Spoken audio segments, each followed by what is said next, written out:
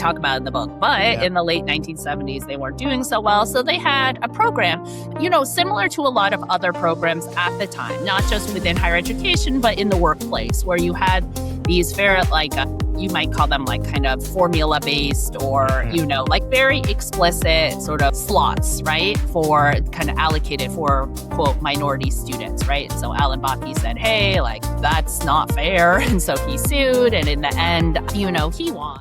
Friends, I am very excited today. I'm here with Julie J. Park, a prolific author. Hey, Julie.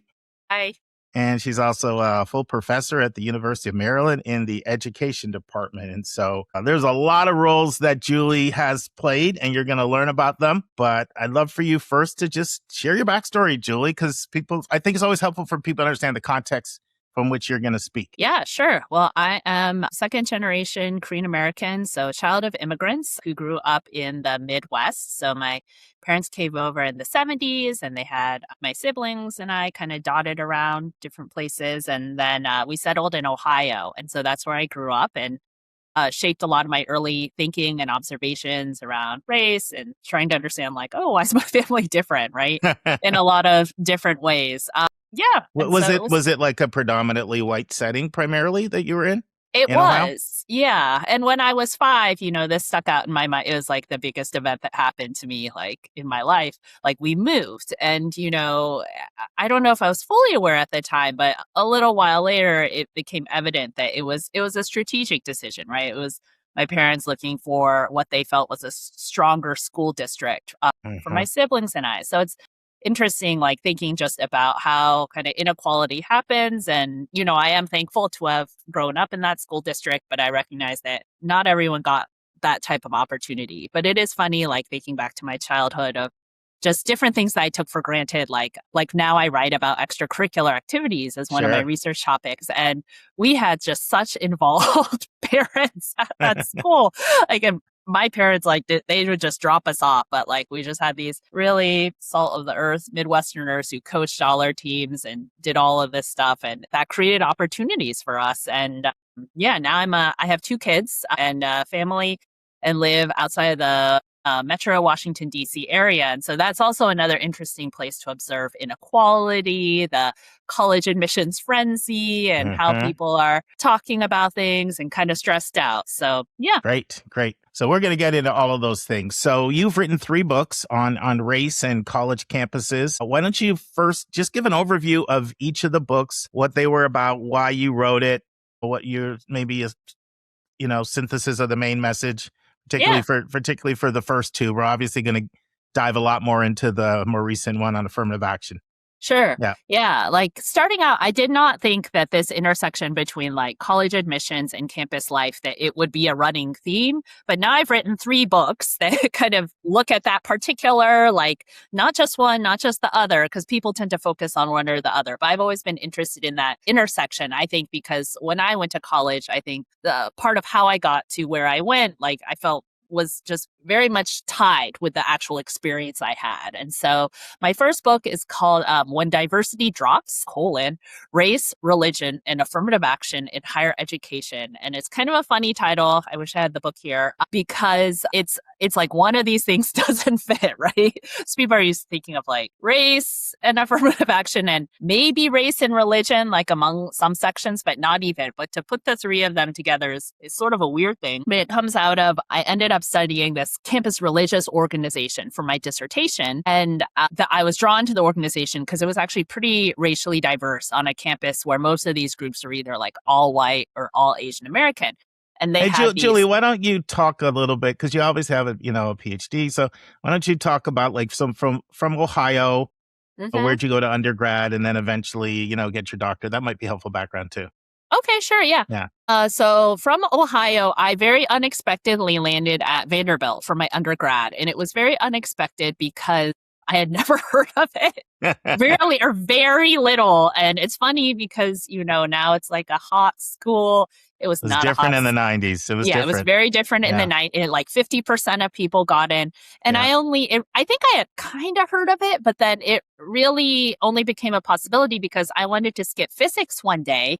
And I went to the college visit, right? I'd go to college visit if you want to skip class, right? And I That's already had funny. my list, and Vanderbilt Yeah. was not on it, but there's a visit from Vanderbilt. So I was like, why not? And I remember it was like 3 students in this small office, and they passed out the brochures and they're like, hey, we have all these scholarships. I was like, scholarships, ping, like that got my attention. And I was like, oh, they actually had what was called then, it was called the Chancellor's Minority Scholarship. It's very direct, right? Not like today. Yeah. And they had the list. Specifically, they were like Black, Hispanic, and then they mentioned Asian Americans. I was like, oh, wow. Like, Yeah.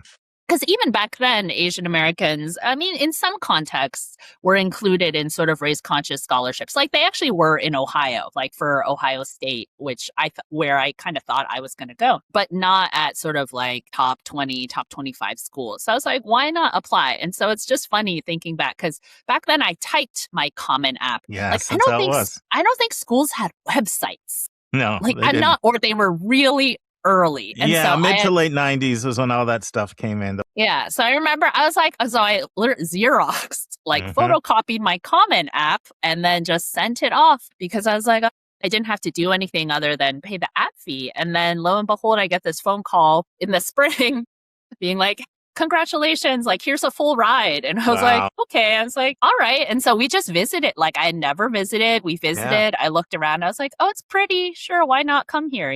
I should have recognized why they were really like trying to lure students of color because they were desperate, and they did make investments in trying to expand diversity, but they were very in the fleshing days. So Vanderbilt was actually the first school to host Posse. So there were Posse cohorts. They were awesome from New York. And we were all there. Like even the Asian kids who did not have my scholarship, when you asked everyone, like, how'd you end up here? Everyone said money. Mhm. Like even if they were from a wealthy background, they were Yeah. like, I got offered a lot of financial aid to come here. It was just a very isolating environment. And that made me think as I took sociology classes and just tried to understand like, oh, there's this, just the reason why there's not a lot of diversity here. Like that's not an accident, right? And it's kind of the lingering legacy of a lot of just the segregation and whatnot. And then also around that time, the University of Michigan, the affirmative action cases were going through the Supreme Court in the early 2000s. And so I became aware of the role that social science research played in those cases, right? Documenting the educational benefits of diversity and trying to measure that. And I was like, wow, like it was as a student, it was like very affirming. And I was like, oh, this isn't just me saying that I think it would be better if we had more different types of people here. Like, Right. even though I'd been like beating that drum, but it was like, oh, there's actually research behind it. Like all these sort of things I knew intuitively, but that people were actually studying and documenting. And so a lot of those people were from UCLA. And I noticed a lot of people, even if they weren't at UCLA, they were trained at UCLA. So I said, I should try to go to UCLA. And so that's actually how I ended up a Bruin for 5 really great years. Yeah. And so that's how I And ended that up must there. have been different because UCLA has such a large Asian and Latino population and has had for a Totally. while. Yeah. Yeah. So it really stretched my horizons. I knew that the Asian American community was very diverse, but it was another thing to just experience it more through being there. And Great. So now, so pickups, you were walking us through your 3 books. Yeah. So book 1 looked at this campus racial organization and was trying to understand how did they change from being like almost all white to being pretty diverse by the, mid 90s or so. But then also how they struggled to sustain that diversity due to Prop 209 really in California. And so as, they had done this very intentional work to cultivate this organization that was welcoming and supportive to, in particular, like Black and Latino students. And then just how they really struggled to be able to sustain that as the number of Black students on campus just dropped progressively over the years. And so that's where the religion angle comes in. It's kind of the odd duck, but it was sort of an early interest in like, how do people's values, right, influence how they might engage with these issues of race and diversity. And so that group was really interesting to study. And so that was my first book. And so it was Prop 209 then, and Prop 209 still. And were you an associate professor at this point when you wrote that first book? Where were you like an academic? I was an assistant professor. Assistant professor. And was that at Maryland where you are now, or where were you? No. So I did one stop in between at Miami of Ohio. So actually back in my home state. And that's actually where my brother went to undergrad. also because of money. And so, Sure. but it's a lovely campus and kind of a remote area. And it was a good place to. There wasn't a lot going on, so it's a good Uh-huh. place to get a lot of work done. There Yeah. you go. There you go. So let's talk about book 2. Yeah, book 2 is called Race on Campus, Debunking Myths with Data. And so that was a fun book to write just because, I just hear all these like people I think it's because if people are like, if I went to college, therefore I should be able to have like opinions about college, which is true. And then that sometimes it extends to like, I am an expert on college. It's like, wait, not necessarily. People have a lot of, oh, it's my gut feeling. And so the thing that would drive me nuts are people. And this is best, I think, reflected in Beverly Daniel Tatum's famous book, right? Why are Sure. all the Black kids Yep. sitting together in the cafeteria? And I love that title because it's just like one of those things that like connects all the dots, right? People are always No, I did asking, like a 2-page Amazon review on that book. I just really? went, Yeah. because I thought it was so, for you, it was so it's a question people would always ask, Yeah. and out of perplexity and usually with a degree of cynicism, like it's wrong is the subtext. And Yeah. so she came at it in a way explaining, I think, to a lot of people effectively why that happens. It was good. Yeah, and why it happens sometimes, but it's not like those Black students are like camping out in the cafeteria for 15 hours a day. Like they have Sure. lives outside the cafeteria.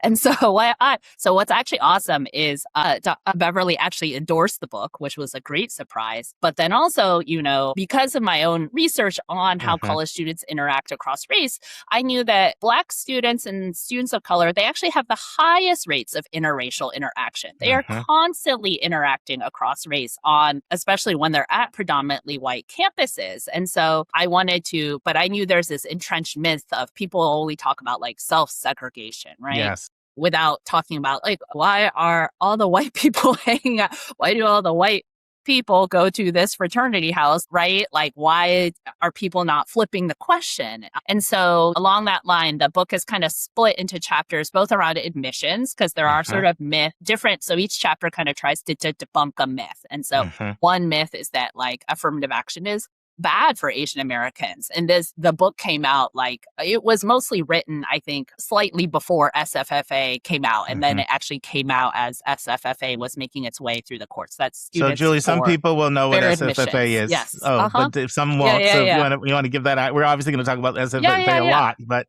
you want to Sure. throw it out what that means for those who Yeah. don't know? So Yeah. it stands for Students for Fair Admission. The case that ultimately went to the Supreme Court. So SFFA stands for Students for Fair Admissions. Organization founded by this guy, Ed Bloom, who was behind earlier cases that also went to the Supreme Court and also attempted to dismantle race conscious admissions. So those are the University of Texas at Austin cases 1 and 2. And then after those cases that didn't work the way he wanted them, he really was very blunt. He was like, I need Asian plaintiffs. And so he put up like this website. It was like studious looking Asian kids like studying. It's like, were you discriminated? Did you not get into Harvard? It might be because of your race, right? So it's very clearly kind of this race baiting angle. And so ultimately, I mean, SFFA, they're still going, but the cases that ultimately went to the Supreme Court would be SFFA v. Harvard, and then that was combined with a companion case filed against the University of North Carolina, Chapel Hill. And so I think they were originally first filed in 2014, I want to say, and then the decisions finally came out in 2023. So they went through 2 rounds of review where the judge actually ruled against SFFA, but then the Supreme Court ultimately ruled as I say in my book, to restrict race-conscious admissions, not to totally end it, but to restrict it. And then I should also say I served as a consulting expert on that case on the side of Harvard. So just to be clear about my own previous affiliations, and all opinions, of course, are my own. Sure. So, and let's talk about that briefly. So what did you do in your role as a consultant to Harvard in the case? Yeah, I talked on the phone a lot because that's what lawyers do. They don't want to leave a paper trail. So it was all the time like, can you talk? And then we go on the phone and, leave no trace. I think in a broad sense, when they pull from the research community, it's really kind of trying to help a legal team understand, like, just what does the research say? And is there any research relevant to the questions that we're trying to address in this lawsuit? Well, I'll tell you a story. Of course, you know Bill Fitzsimmons from your work there, Mm-hmm. and so I spent a week at Harvard. It was like a training program they had for counselors in 2019. And I wanted him to come on the podcast. And so he's like, Mark, I can't do any media at all because of this case. And then and at that point, they were like 5 or 6 years into it. And he said to me, I really feel confident we're going to win, So Did that was just, he? yes. But of course, remember, like this was before, like they did win at the district level and what was it, Yeah. district and Yeah. appellate level, right? And so I could see why he would feel that way.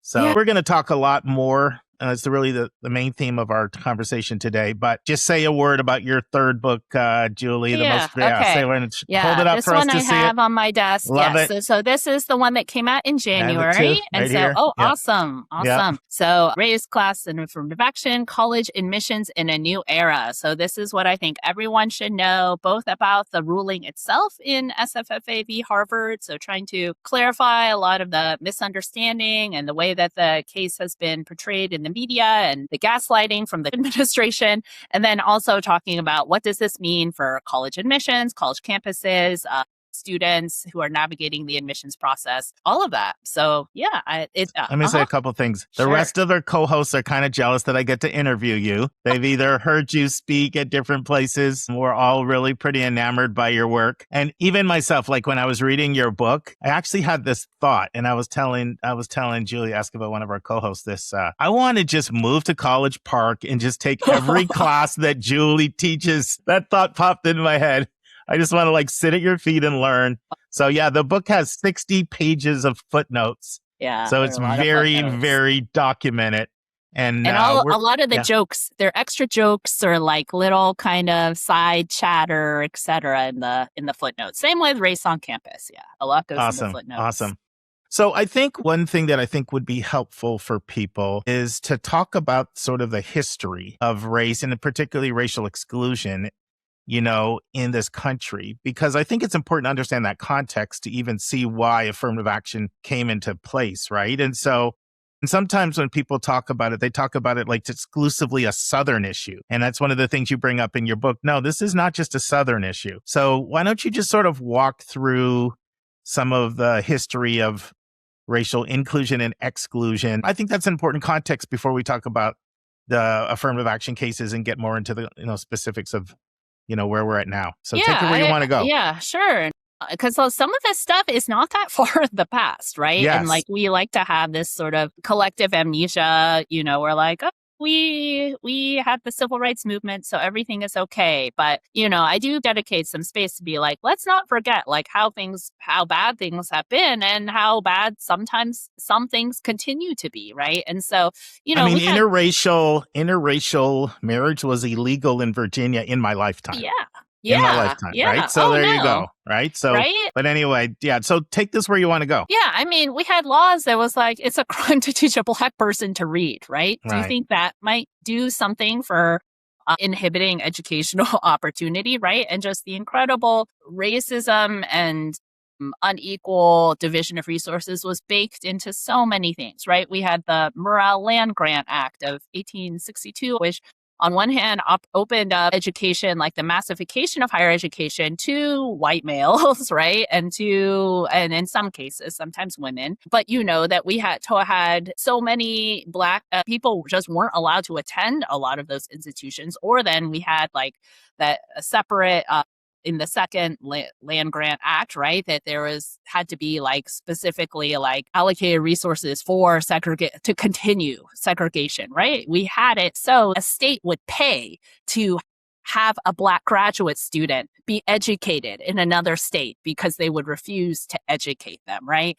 And one of my favorite books for a good like explainer, and he links all of this up to the current times of race-conscious admissions too, is Adam Harris's The State Must Provide. I think is just such a powerful read just to remind like just how bad all of this was and just how we can't just say, oh, we had that. And then they let the National Guard in, force the Southern universities to allow people in, right? And even in the North, right, in the Midwest, right, both in private and public institutions, you had cases where, yes, a limited number of maybe African American students were allowed to attend, but they weren't allowed to eat on campus. They weren't allowed to live on campus, right? Like it was a total second class citizen situation, right? And then looking at our elite institutions, right? While they've made inroads, right?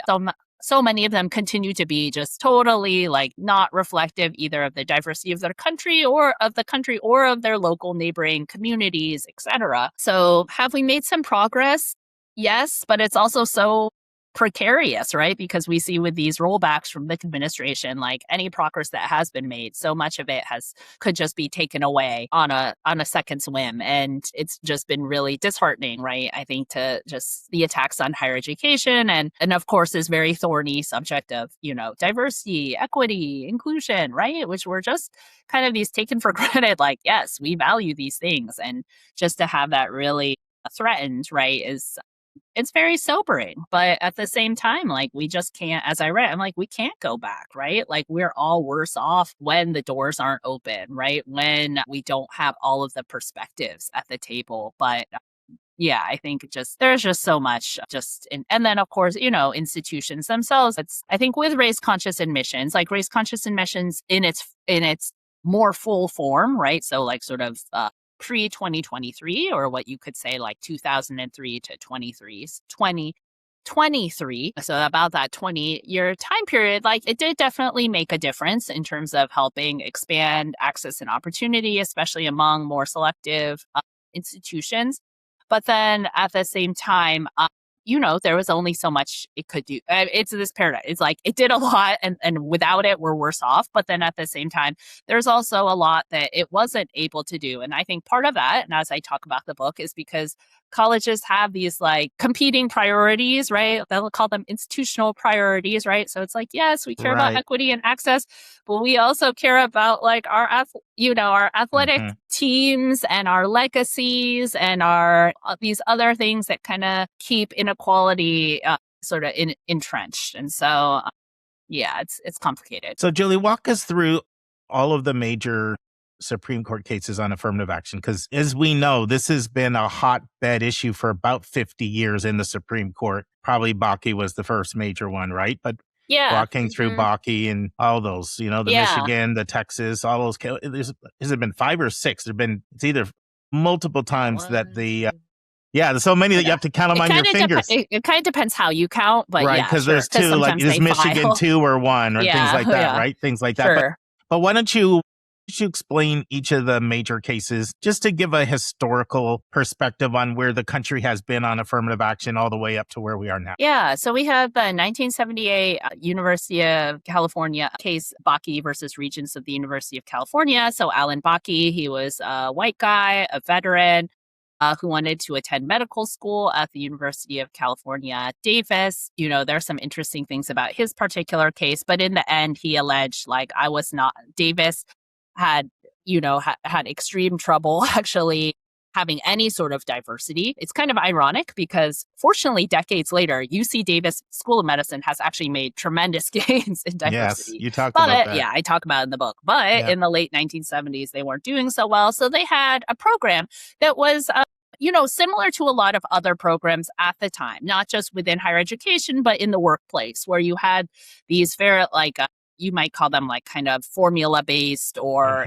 like very explicit sort of slots, right? For kind of allocated for quote minority students, right? And so Alan Bakke said, hey, like that's not fair. And so he sued. And in the end, he won. And part of why that case, well, he sort of won. Actually, did he win? That's a good question. Did Bakke win? One thing I didn't realize until in your book, you talk like there was almost no diversity at UC Davis at the time, right? You talk about that in the book. It was pretty much almost all white. Yeah. Actually, I would say he didn't win. I don't know what I'm talking about. So what happened was that the court, in some ways, the case was a loss in certain ways, and it was a win in other ways. So it's a little complicated. So on one hand, you did not have a plurality of justices who supported the UC Davis's argument that the set-aside program was needed to remedy sort of past historical discrimination, societal-wide discrimination that affected like both higher education and then the medical profession, et cetera. You had a couple of justices who supported that, what's called a remedial argument, which is sort of like looking back in history, right? And that's having this program as a remedy.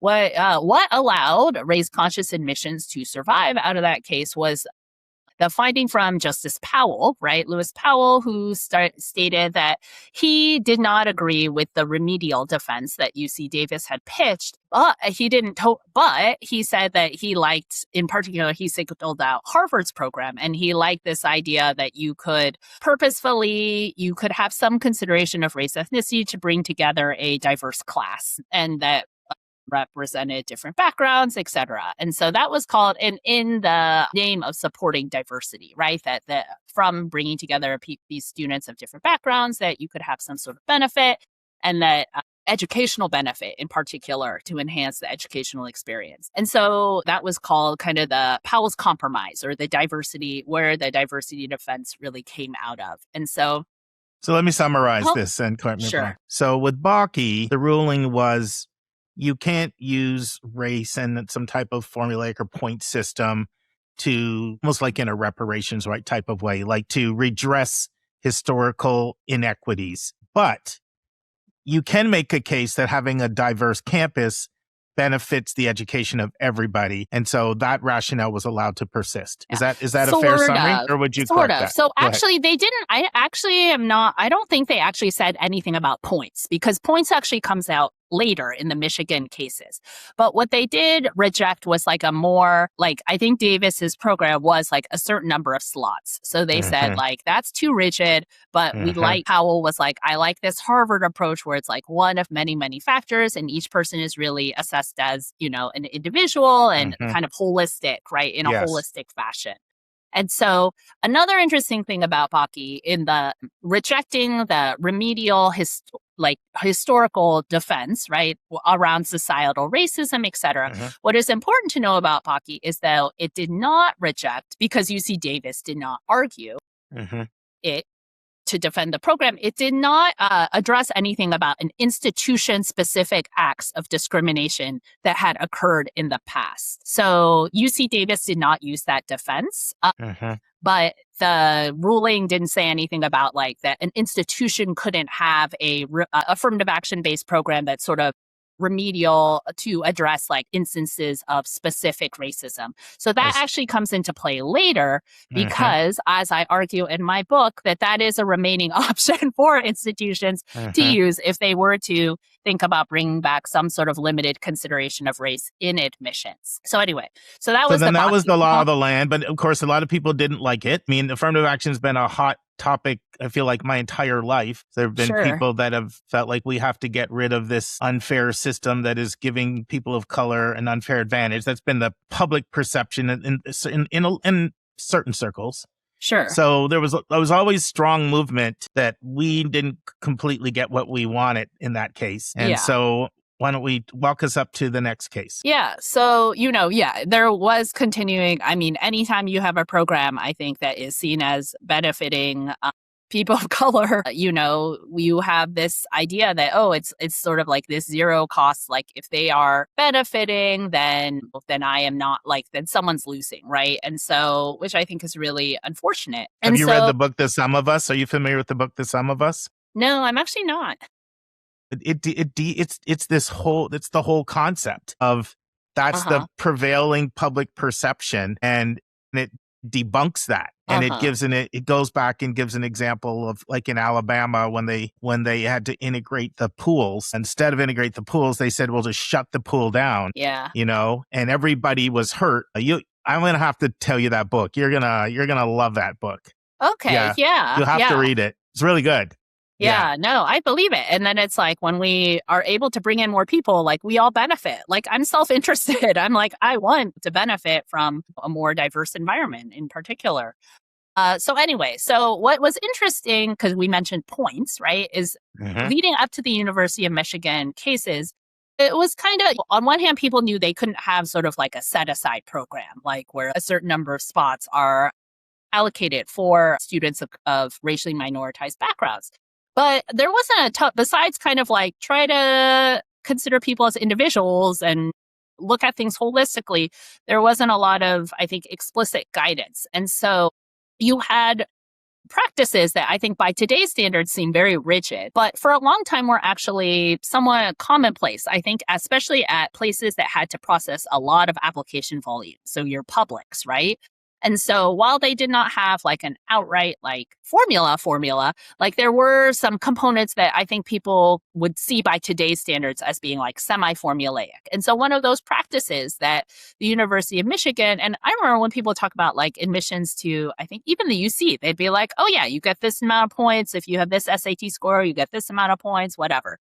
So at Michigan, I don't really know what all the points were, but you could get points for, it could be like you're coming from a rural area, right? You have special talents. You are lower SES. You are from a area of Michigan or the rest of the country. Most people, a lot of people know SES. Some people won't. Sure, people know what SES is. Socioeconomic status. Yeah. So during that time, during the 1990s, right, in 1980s, during at some public universities, you could get one of the areas that you could get points on, besides like your GPA and your other demographic factors, could be race, ethnicity. And so coming from a historically underrepresented, racially minoritized group. And so at Michigan, there were some points given for that at the undergraduate level. And so what happened in the late 90s, early 2000s, right, is this pair of cases made their way through the courts. It was another kind of organization that wanted to go after affirmative action and race-conscious admissions. And so there were two cases. So there was the Gratz case, and which was pertaining to the undergraduate admission system, and then there's the Grutter case, which was related to the law school. And so both of these cases and both of the plaintiffs were white females. There was a lot that happened. Those cases, like one historic feature of them was that there was a lot of support for Michigan. So the business community really rallied, like Fortune 500 countries, it's Michigan, Detroit, so like Ford, automakers, like military people, like all of them filed these like friend of the court briefs saying like, this is why we need the diversity and this is why we support the University of Michigan, et cetera.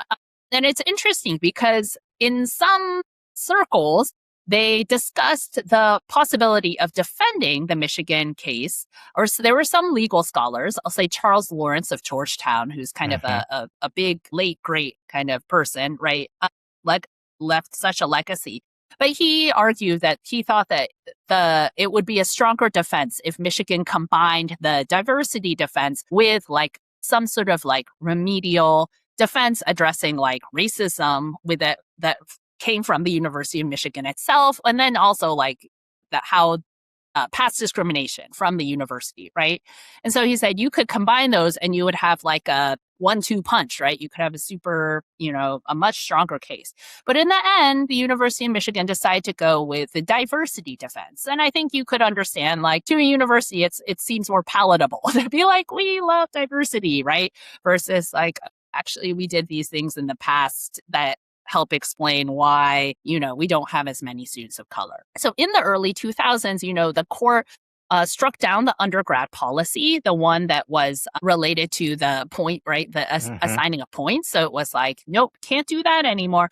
But then it did rule in favor. It did allow the practice used at the law school to continue. And so that was the holistic assessment of applicants and taking race into consideration as one of many, many, many factors, all in the name of the educational benefits of diversity. And that case is also historically significant because it was a case where the first Supreme Court case where you really had this marshaling of social science evidence and this collaboration between the academic community and the legal team from Michigan, right, to advance this point that diversity can make a difference. So that happened in the early 2000s. You have about 10 years or so, and then you have Ed Bloom, who comes on the scene, right? And he was probably on the scene before, but even more on the scene. And he decides to go after the University of Texas at Austin, actually 2 times, using the same plaintiff, Abigail Fisher, who's a white young lady at the time. I think she was a friend of someone he knew. So it was like a family friend. And Texas was a weird case because Texas actually did not even use race-conscious admissions for the vast majority of its applicants.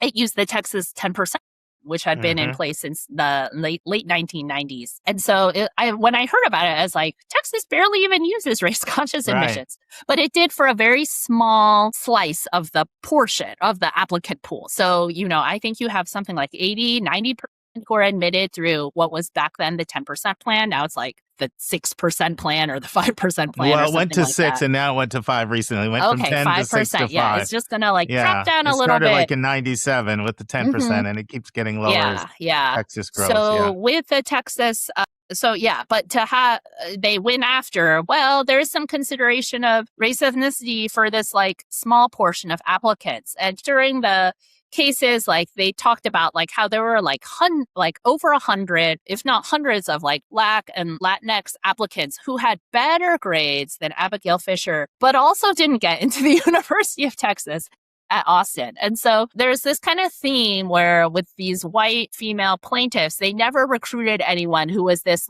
academic superstar or this slam dunk or someone where you could be oh, they got a 1600 and they cured cancer and stuff like that. They were all usually these kind of BC average people.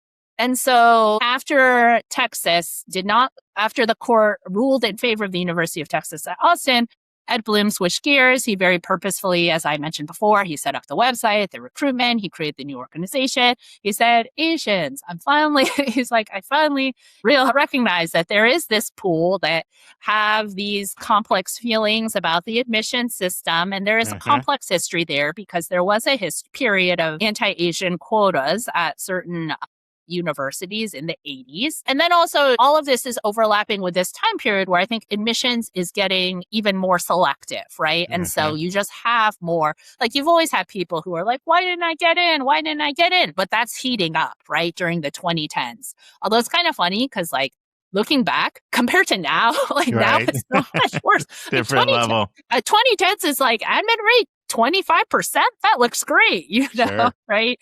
But anyway, relative to before, I think during the 2010s, you had some more people were feeling the heat. And I talk about this in my second book about some of the conditions I think that led up to why, and obviously there are a lot of Asian Americans who support race-conscious admissions and affirmative action. Historically, the polling data was pretty 50-50. A substantial chunk of the community that is also has complicated feelings or doesn't like the policy, because they feel it acts against their self-interest. And so because of that, Asian Americans, it took Ed Blum long enough to find them, but he was able to recruit some disgruntled students. Although it's interesting, they never went public with their names. No one wanted to be public. But it's interesting because one of the guys who became the face of the case, because he had filed a complaint earlier and he had already gone to college. I remember all of these cases. Not Bakke. I was alive with Bakke, but I don't remember Bakke. For Grutter, and Gratz. Is it Gratz? The other one that starts with a G. The two Michigan cases. Yeah, Grutter and Gratz. Yeah, Grutter and Gratz. And then Fisher. I remember in every one of these cases thinking that affirmative action was going to go down. It just felt like there was this sourness in the public. And it felt like, wow, it survived. It felt like it was having 9 lives. It kept surviving. Yeah. Was that sort of your research indicate that? Because that was my perception at the time, especially Fisher. I didn't think Fisher was going to turn out the way it did. So, yeah, it felt like affirmative action. Like you said, people were rallying to talk about the benefits of being in a diverse. I know the military was very, very strong. And even in this case, most recently, they got a carve out, a little bit, right? So, yeah, that they decide not to use, but that is still there. And I think opens the doors to other things, that other possibilities of sort of special interests and rationales and justifications for limited consideration of race in the admissions process. Yeah. Michael Wang became kind of the poster child because he had filed some complaints, but he wasn't actually part of SFFA. So because he was public, he did some public speaking in support of SFFA, et cetera. But it's kind of funny because they interviewed him later and he was like, yeah, I didn't get into Harvard and all these schools I wanted to go to, but I actually went to Williams and I loved it. He was like, I loved it. And then he was like, and I love the diversity at Williams. And so he talked about how he actually had he became conflicted. Like as he went to college, I think he came to support, like have some sort of support for race conscious admissions or understand the point of it more. So it's kind of funny. Let's jump ahead. So, and obviously we know what happened, with SFFA against both UNC and Harvard, and we'll talk about that sort of tangentially. But in your book, Race, Class, Affirmative Action, College Admissions in a New Era, you talk about how so many things are misunderstood by the public about the facts of the case. Like you talk about the misuse of statistics, you talk about the intentional misuse of accurate language. What is it that you feel the public doesn't understand about the facts of the case? I mean, there are a lot of things. I could just like talk all day about things that people misunderstand about the case. I mean, one thing is just how it's funny. There are like multiple layers of how the case has been misread, I think, and sort of the misapplication of the case, etc. So level one was just sort of like the media headlines, right? In terms of like, oh, affirmative action is dead, race conscious admissions is dead, etc. And so my book, I talk about it's curtailed, it's restricted, but I would actually argue against the idea that it's totally dead, right? The opinion was quite explicit. Justice Roberts talked about nothing in this opinion prohibits the institution from taking consideration of applicant, right, in their discussion of race, ethnicity, and he used it's discussed quite a bit in the opinion, right? And so to the point where some legal scholars have argued it's actually a somewhat surprisingly like race sensitive opinion, right? And so that I would have be a couple of Uh-huh. things on that. I was attending a presentation, a group of schools traveled together, Cornell, Rice, Washington, St. Louis, Emory, and this was right after the decision, and somebody asked how it was going to impact things. And Sarbeth Fleming, a senior admissions officer at Emory, spoke out and said that that course basically said that we couldn't take race and just automatically use it as a factor in admissions. But if we've seen how race has shaped someone's life, then it could be taken into consideration. And then she said, we were never doing the first thing to begin Yeah. with. So nothing's really changed. And that was like the perception in a lot of places. I know myself, once again, I was like, affirmative action survives again because now this time of the ruling, the public sentiment about the perception of what was going to happen, basically because of the conservative nature of the court. And the fact that they chose to take this case on after the two lower courts had affirmed, like they didn't have, like most people think they wouldn't have taken it on if they didn't want to do something to the contrary. So everybody was kind of everybody in admission circles I was talking, like everybody was preparing for affirmative action to be overturned. And most of us, myself included, came away, wow, I'm kind of surprised. And I think a lot of, Ketanji Brown Jackson, I think she presented a lot of really compelling arguments about like, okay, so you can use all of your advantage and legacy and that counts, but people's disadvantage can't be factored in any way, shape or form. And I realized the argument was not about disadvantage, but it just sort of exposed the hypocrisy, I think, of things. Yeah. So once again, we felt like it had survived. And then I was talking to a lot of people in the admissions world, and people were like, one of our co-hosts on our podcast, Andy Strickler, they said their general counsel, they've consulted with their general counsel, and they said this has nothing to do with us not being able to use it in recruitment or to use it in scholarship. But what's happened with the current administration is, even some very experienced people, I will now hear them say, well, based on the Supreme Court, we can't use race anymore. Like it's like the complete recasting of things. So that you would think that it was outlawed completely the way it's being interpreted. Of course, we know that's the way the current administration, I mean, they're going after DEI programs. So you know how they think about affirmative action, but it's amazing to me how the public sentiment has shifted so that the average person thinks affirmative action was outlawed in the recent Supreme Court case, which was not true. Yeah. You have universities who are like, oh, we can't support this student organization because of the ruling, or we can't support this like campus newspaper that talks about Black students' experiences because of the ruling, or, oh, you can't have that study lounge where students of color tend to gather, right? So it's taken on this like whole other life because of the bully tactics of the administration. And so, I mean, I would say that's like the biggest thing that Well, look at Florida, like that keeping ruling, me up at night. teaching Black history, teaching sociology. Yeah. Like it's really going to extremes in terms of people's, interpretation of the data. Yeah. But I think Yeah. in most cases, that's fear of reprisal, fear of being bullied, fear of the financial consequences to the institution if they're targeted and they lose all their federal funding. And so I Yeah. think that's what's Yeah. motivated. Like I've had people tell me off the record, even private schools have told me, Oh, we yeah. thought Yeah. we were going to be protected because we're not public. No, like we've had to really tiptoe and dance and not do the things that we want to do because we can't afford a $50 million hit on our budget. Even a small school told me we can't take a $12 million hit. So it's been unfortunate. Yeah. Yeah. I mean, all sorts of things where, yeah, it's just really unfortunate.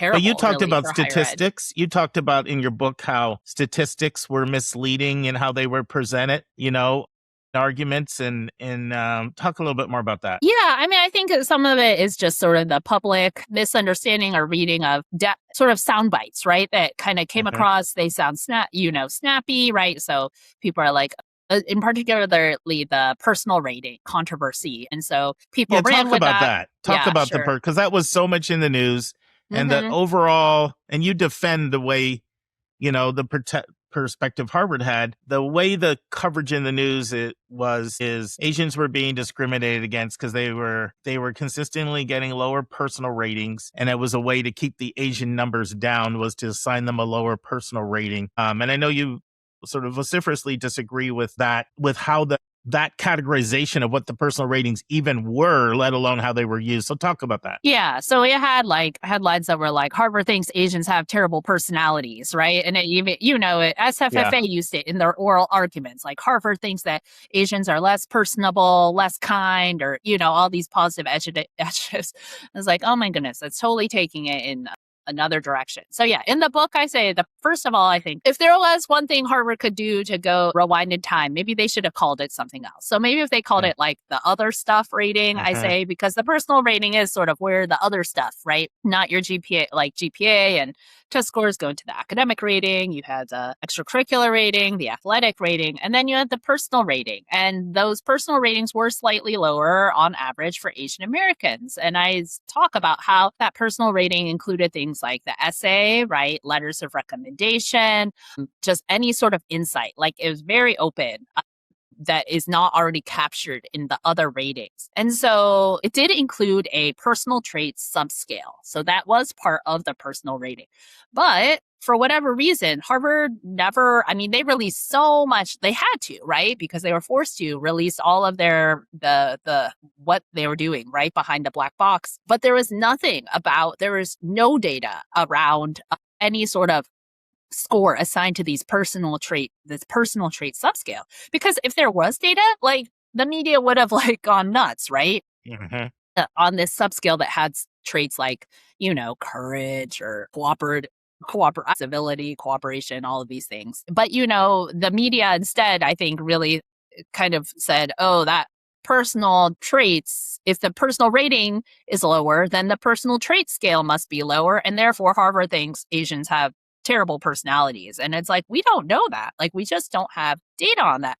But what we do have data are the ratings that were given to the letters of recommendation. And we can see there that we don't have anything on essays, but we do have ratings that were assigned to both teacher and counselor recommendations. And those are somewhat lower for Asian American applicants. And you could think like, what could that be? But there's a very logical explanation in that within the Asian American applicant pool, the type of Asian American who wants to go to a place like Harvard, they're much more likely to come from a public school background than a white applicant who's trying to go that Ivy route, right? So the white applicant is much more likely to come from a private school background. And it's like, it doesn't take a genius to connect, like anyone who I feel like spends time with, like anyone who spent time with Asian Americans, and wealthy white people who want to go to Harvard, like should set like, these are not apples to apples type comparisons, right? And neither are the types of letters that their counselors are going to be able to write, right? Because we know all about the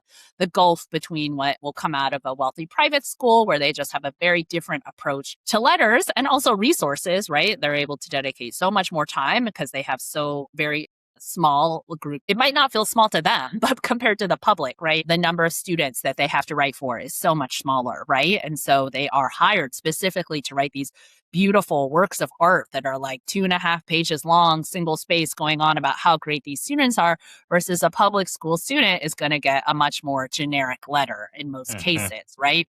Mm-hmm. There isn't even a study that came out from some Common App researchers that found that counselors from like lower income, large public schools were more likely just to like copy paste text, like reuse text within letters of recommendation. And really, who can blame them, right? And so, when you have substantially more Asian Americans who are coming from high schools where you have public counselors who have much higher workloads, right? Or very different work types of workloads, I'm not surprised that the quality, right, of the letters of recommendation were lower, right? Which would in turn drag down the overall personal rating. Yeah, Julie, and one of the things you talk about in the book, you talk about a lot of factors that keep some of the elite schools, not only highly selected privates, but flagship publics, predominantly white and wealthy, that involve some aspect of what in admissions we call putting a thumb on the scale or being an institutional priority, but often don't incur the backlash that race did. And so you use the term ALDC in your book, and you talk about things like early decision, aggressive out-of-state recruitment, that keep these schools disproportionately white and wealthy. Can you elaborate on ALDC, early decision, and aggressive out-of-state recruitment, and the role you feel they play in making schools fairly homogenous? Yeah. These are all pathways that they will say are race neutral, but it's no surprise that most of the students who are coming from them are white, wealthy, or both white and wealthy, or more affluent, right? And so ALDC stands for athlete, legacy, donor, child, right? Or children of faculty staff, right? And so or kind of special lists. And so that was a term that came up during Harvard because Harvard used that kind of as their kind of catch-all acronym for like these students are getting a thumb on the scale, really, Yeah. right? They're getting a thumb on the scale. And so that's not to say that some of them or many of them are not qualified, but it's just they're getting some extra, right? They're not other students who don't have those traits don't get that extra kind of consideration. And so during the Harvard trial, there was also data that kind of broke down like what is the advantage associated with being a recruited athlete was really notable, right? Sure. And And I that, see it all the time. I mean, yeah. I'm Mhm. seeing the hooks that help kids get in. Yes, yes. And so, yeah, I don't know why. I mean, like, why have people not gone after those categories? I mean, part of it might be like with athletes, they're like, well, there is some component of like deservingness, right? Like they work Uh-huh. really hard, etc. Uh-huh. But, there's so much privilege in terms of, in general, who often gets recruited, right? And the types of sports that are supported, especially at, say, like Harvard or, your elite private institutions, et cetera, that wealth definitely plays a role in facilitating that. And so there's a book I really like called Special Admission by Kirsten Heckstrom, who's a professor at, I think, Portland State. And she herself was a D1 rower at Cal. Uh-huh. Uh-huh. But she wrote, right? She really unpacked like how much race and class are both tied to who pursues rowing in particular, because it's kind of this niche sport, right? That most kids don't grow up playing the way they might play like basketball or little league or something like that. So, Uh-huh. so yeah, I mean, and then maybe they haven't gone after them because they feel like race is just, it's like the weird American idea of what colorblindness should mean, right? And so people Uh-huh. think like being colorblind means treating everyone 100% the same versus recognizing, no, there are differences, right? And in order to address those differences, we have to take some consideration of race into account in treating people fairly. Yeah. Yeah, and when you look at all of those things, like I don't approach them from a perspective of them being bad. I just find it interesting that there's not this visceral reaction Yeah. against the injustice of it. Yeah. That's the part I find very, very interesting, right? Yeah. So, And yeah. I'll So, differ with you a little bit. I actually do think sure. some of them are bad. Like I do think Yes. so. Yeah. Yeah. Yeah. No, Yeah. yeah, I you know, were yeah. very outspoken, especially on legacy. I Yeah. felt you were Yeah. very outspoken, particularly in your book on legacy, Yeah. more so than I felt athletics or development or children of faculty. Would Yeah. you agree? That's where I saw That's where it felt like you were most animated. Yeah, I got animated about legacy, and I do, the recruited. Yeah, athletics also is. Yeah, the thing about athletics that frustrates me is that people think that it's something that will diversify, right, the campus, because people are thinking of football, right? But when you look at rosters overall, and I unpack some of this in the endnotes, like how I just looked at rosters for like University of Michigan to get at a big school in Amherst College. And even I, knowing everything I know, was kind of surprised at how white they were when you put everything together, because the public isn't thinking about swimming and how many people swim. That's like the other thing. Like, how many people are on a team? Yeah, basketball might be more diverse, but a basketball team is not that big, right? Versus you have certain rosters, gymnastics, right? Swimming, etc., that are bigger. And it's interesting, like Title IX kind of plays into Volleyball and some, lacrosse. yeah, Volleyball and volleyball. lacrosse are big ones. Yeah, and it's interesting. Women's sports, those rosters tend to be even less diverse than men's sports because they don't have football, right? And so athletics. And then you also asked about out of state recruitment. That's one that bothers me a lot. And so, borrowing the work of Ozan Jaquette at UCLA and Karina Salazar, at University of Arizona, and then also Crystal Hahn at UCLA. And so they've done great work really unpacking how aggressively public universities, like public land grant universities that are taxpayer funded, right, spend all of these resources to go recruit at wealthy white high schools out of state, right? And just really give these students kind of the royal treatment. Apply early and you'll get our merit scholarship. So in the end, you just pay the same as you would as an in-state student, and building that pipeline. And I know why people justify it, but that doesn't make it right.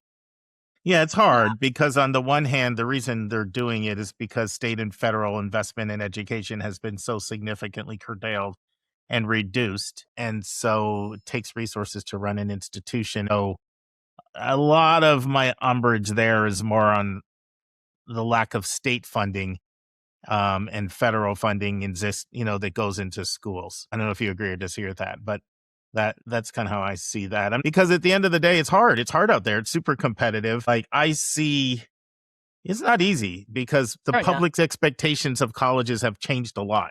Yeah. Like the type of dorms they're expecting, the type of student centers they're expecting, type of mental health support, academic supports, career supports, the kinds of things that people want cost money. I oftentimes say people want the Ritz-Carlton at the Motel 6 price.